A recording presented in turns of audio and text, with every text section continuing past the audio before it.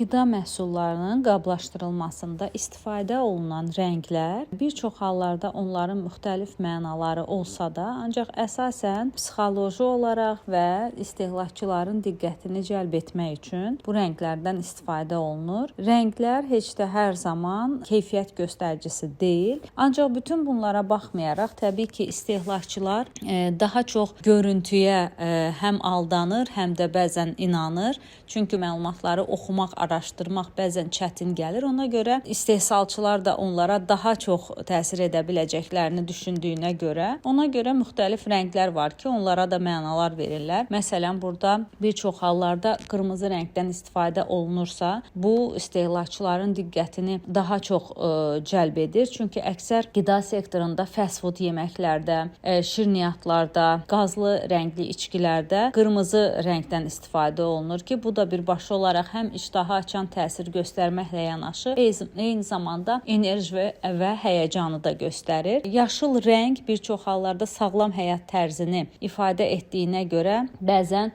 qidalarda, xüsusilə də orqanik qidalarda bundan istifadə edirlər və yaxud üzərində orqanik, bio, təbii sözlərini yaşıl rənglərlə göstərirlər ki, bu da deyərdim ki, heç də hər zaman həmin məhsulun həqiqətən də orqanik və yaxud da tam təbii olmasını göstərmir. Bir çox hallarda da premium qidaları, daha keyfiyyətli qidaları qara qızılı, qara gümüşü rənglərlə göstərirlər ki, burada da bu rənglər daha belə güclü və yaxud üstün, prestijli rəng hesab olunduğuna görə bəzən də şirniyyatlarda, çaylarda, ədviyyatlarda və bir çox içkilərdə də bu rəngdən istifadə olunur. Ancaq yəni burada da yenə heç də bu rəng onun keyfiyyətinin daha üstün olduğunun göstəricisi deyil ki, bunlara da diqqət etmək lazımdır və mavi rəngdən daha çox süd məhsullarında, su məhsullarında istifadə olunur ki, bu da daha çox təmizlik, şəffaflıq, etibarlılıq rəngi olaraq